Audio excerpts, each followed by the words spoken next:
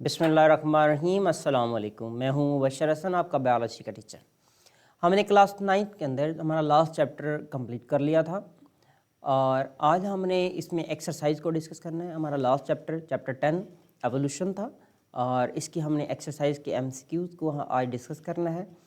तो यहाँ पर देखते हैं कि नंबर फर्स्ट पर जो हमारा एमसीक्यू है वो क्या है, the process of dash and dash generation and dash produce adaptation to the environment.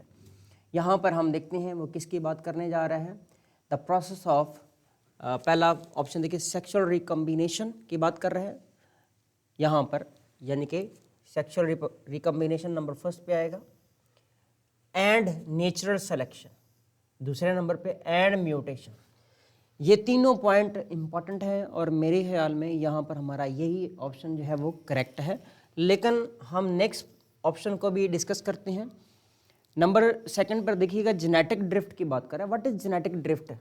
Genetic drift होती है, याद रखिएगा, जीन के अंदर जीन फ्रीक्वेंसी में चेंज आ जाता है बाय चांस।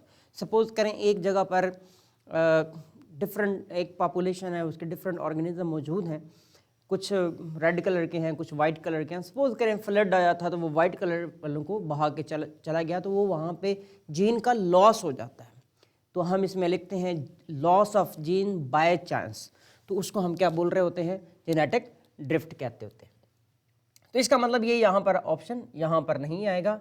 एंड म्यूटेशन की बात करेंगे तो एंड म्यूटेशन जनरेट वेरिएशन, तो यहाँ पर नेचर सिलेक्शन के हवाले से हम बात कर रहे थे, तो म्यूटेशन के लिए नहीं बात करेंगे। और इसी तरह से and mutation produce adaptation to the environment, तो यहाँ पर वो तीसरा पॉइंट जो आ रहा है सेक्सुअल रिकम्बिनेशन का, वो भी इसमें नहीं आएगा क्योंकि इन्वायरमेंट बेस्ड नहीं होती। अच्छा, आगे चलते हैं हम। म्यूटेशन नंबर फर्स्ट पे, सेक्सुअल रिकम्बिनेशन सेकंड पर, एंड नेचर सिलेक्शन थर्ड पर, ये भी नहीं आएगा। तो यहाँ पर आएगा हमारा option alpha is correct. Mutation, natural selection और जेनेटिक ड्रिफ्ट भी लास्ट पे नहीं आएगा, तो हमारा अल्फा ऑप्शन जो है यहाँ पर करेक्ट है। बाकी हमें पता है कि सेक्सुअल रिकम्बिनेशन में क्या होता है, नेचर सिलेक्शन में हमने डिस्कस की थी, म्यूटेशन में हमने कहा था जीन के अंदर चेंज आता है। और इसके बाद हम दूसरे क्वेश्चन की तरफ जाते हैं। दूसरे क्वेश्चन में हमने देखना है the environment nature selection is sometime describe as survival of the fittest. Survival of fittest की बात कर रहा है वो, ये डार्विन ने अपनी थ्योरी के अंदर बात की थी, survival of the fittest, which of the following most accurately measure the organism fittest, कि ऑर्गेनिज्म कौन सी ऐसी बात है जो ऑर्गेनिज्म के फिटेस्ट होने के लिए इंपॉर्टेंट है। तो नंबर फर्स्ट पे देखेंगे इट्स म्यूटेशन रेट। देखिए म्यूटेशन रेट है, लेकिन हमने देखना है एक्यूरेटली, यहाँ पर मोस्ट अप्रोप्रिएट हमने बात देखनी है। How many fertile of spring it produce, जाहिर सी बात है number of fertile of spring तो वो ज़्यादा ही होने चाहिए, इसमें कोई शक नहीं है। Its ability to withstand with the environment, सबसे जो इम्पोर्टेंट बात है वो यहाँ पर ये है।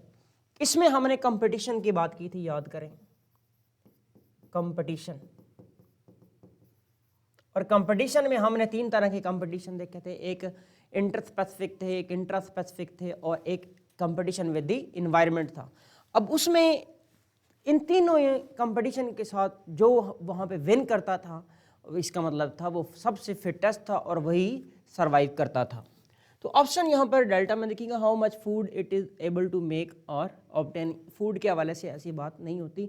हाँ, अलबत्ता ये हो सकती है कंपटीशन में, इन्वायरमेंटल कंपटीशन के अंदर जब देखते हैं कि फूड का होना और फूड के लिए मुख्तलिफ ऑर्गेनिज्म जो है वो एक स्पीशीज़ के जो है कम्पीट कर सकते हैं, लेकिन यहाँ पर ये ऑप्शन नहीं आएगा। तो हमारा मोस्ट अप्रोप्रिएट ऑप्शन जो है वो ऑप्शन सी इज़ करेक्ट। आगे चलते हैं।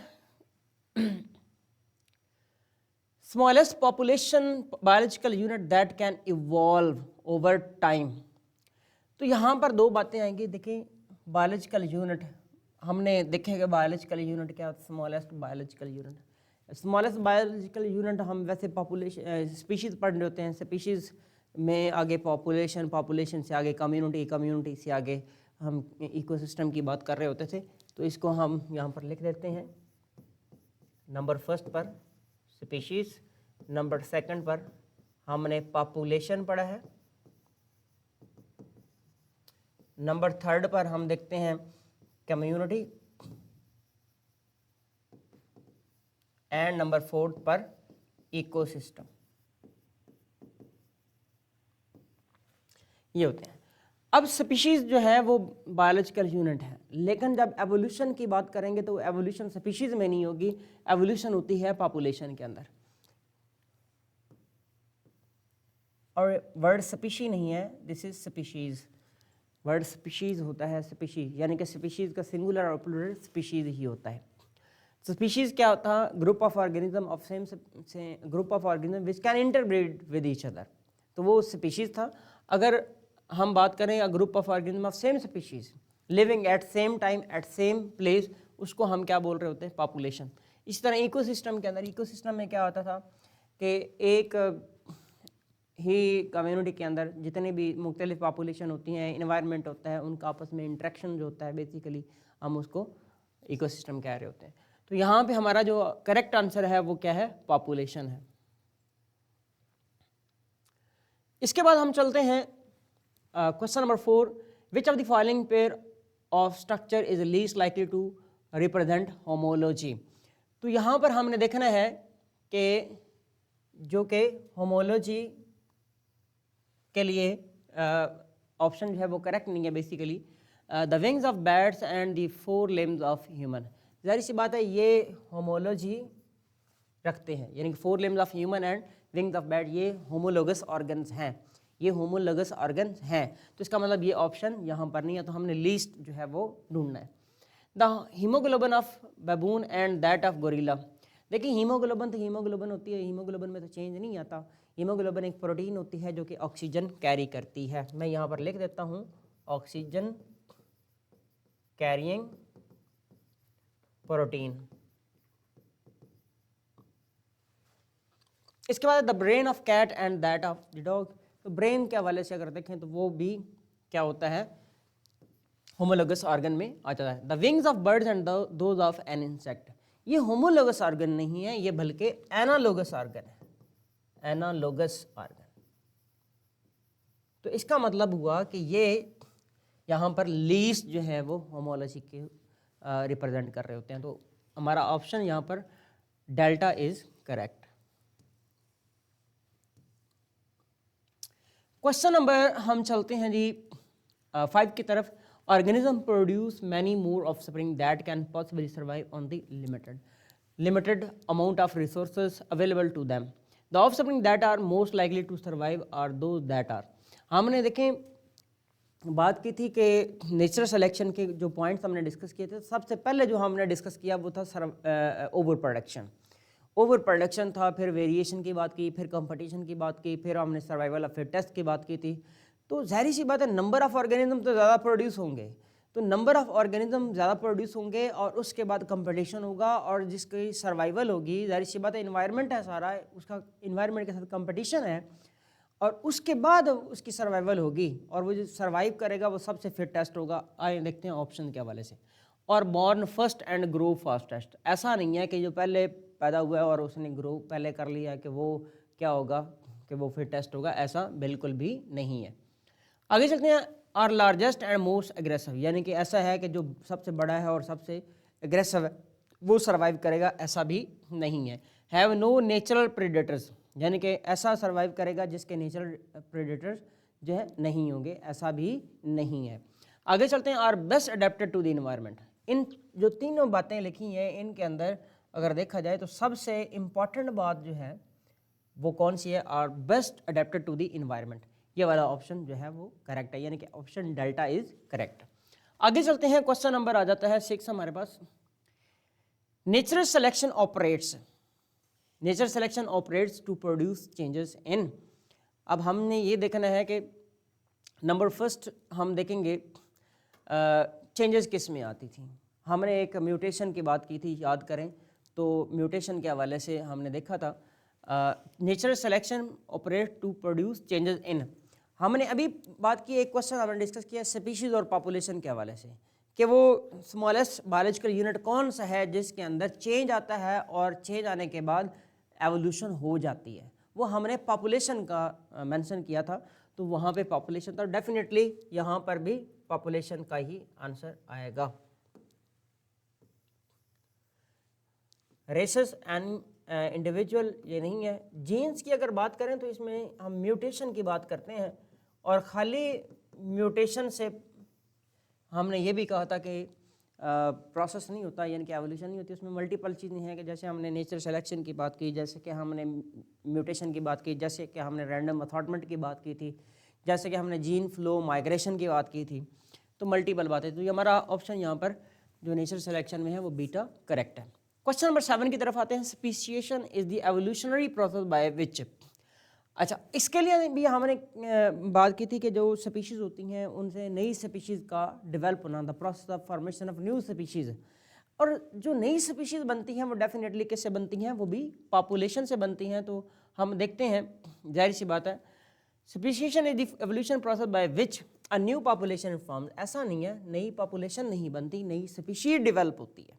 तो पहले स्पीशीज़ डेवलप होती है और उसके बाद उसकी पॉपुलेशन बन रही होती है। A new breed is formed. तो यहाँ पर हम लिखेंगे एक नई स्पीशीज़ का बनना, नाम से जाहिर है स्पीशिएशन जो है वो स्पीशीज़ का बनना होता है।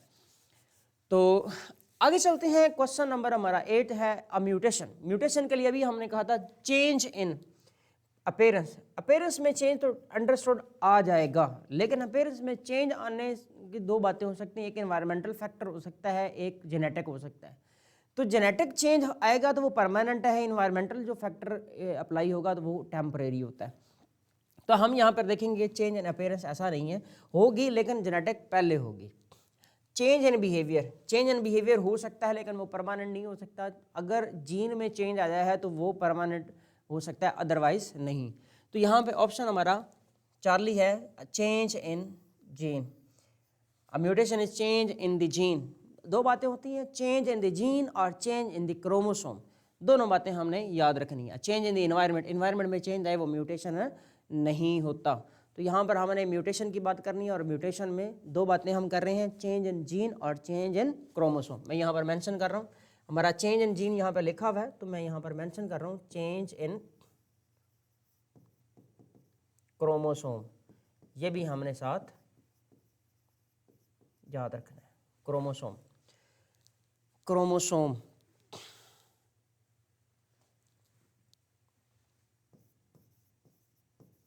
Change in chromosome. क्रोमोसोम का नंबर चेंज हो जाए तब भी हो सकता है, या क्रोमोसोम का कोई पार्ट चेंज हो जाए तब भी म्यूटेशन हम कहते होते हैं। तो यहाँ पर हमारा क्वेश्चन नंबर 8 जो था इसका ऑप्शन चेंज इन जीन आ गया। क्वेश्चन नंबर 9 आगे चलते हैं। फार्मर्स हैव ब्रेड नीली रावी बफेलो। अब ये हम बफेलो की बात कर रहे होते हैं, नीली रावी की भैंसें जो हैं वो बड़ी फेमस है मिल्क प्रोडक्शन के हवाले से, to produce more milk than older breed. जो पुरानी ब्रीड थी हमारे पास उससे ज़्यादा ये मिल्क प्रोड्यूस करती हैं। Which process was use to produce these cattle. तो हमने यहाँ पर देखना है कि इसमें कौन सी इंपॉर्टेंट बात है। अडेप्टेशन हुई है, अडेप्टेशन तो इसका मतलब वो नेचुरल में आती है, एवोल्यूशन में आती है, तो ऐसी बात नहीं है। ये ज़ाहिर सी बात है फार्मर ने खुद करवाई है, तो हमने इसको आर्टिफिशियल ब्रीडिंग कहा था। तो नेचुरल सिलेक्शन नहीं हो सकती, जेनेटिक इंजीनियरिंग से नहीं है, आर्टिफिशियल सिलेक्शन यानी कि सेलेक्टिव ब्रीडिंग से है, क्योंकि ये फार्मर ने खुद करवाई है। यानी कि उन्होंने क्या किया है, मुख्तलिफ हमारे पास भैंसें मौजूद हैं जो सबसे ज़्यादा मिल्क प्रोड्यूस करवाती थी, हमने उनको क्या किया है, आर्टिफिशियली सेलेक्ट किया है और उन्हीं को यूज़ किया है नेक्स्ट जनरेशन के लिए। तो वो हमारे इस तरह से नीली रावी बफेलो जो है वो प्रोड्यूस हुई है। आगे चलते हैं, क्वेश्चन नंबर है हमारा 10 which result from the process of nature selection and adaptation.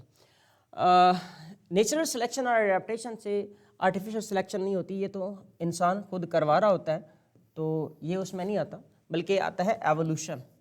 तो ज़ाहिर सी बात है नेचुरल सिलेक्शन और एडेप्टेशन से क्या हो जाती है, एवोल्यूशन आ जाती है। एवोल्यूशन से आगे क्या होती हैं, हम क्या कह रहे थे, स्पीशिएशन होती है। अच्छा, रिप्रोडक्शन या सिलेक्टिव ब्रीडिंग नहीं होती, क्योंकि अल्फा और डेल्टा सेम आंसर है, तो ये सिलेक्ट नहीं करेंगे हम। हमारा ऑप्शन जो है वो बीटा इज़ करेक्ट है। तो इस क्वेश्चन नंबर 10 का आंसर जो बीटा है वो बिल्कुल ठीक है। तो यहाँ पर हमारा ये लेक्चर कंप्लीट होता है। हमने एक्सरसाइज मुकम्मल कर ली है। नेक्स्ट लेक्चर के अंदर हमने इंशाल्लाह एडिशनल एमसीक्यूज़ को डिस्कस करना है और शॉर्ट क्वेश्चन को डिस्कस कर लेंगे। तो तब तक के लिए मुझे इजाज़त दें। अल्लाह हाफ़िज़।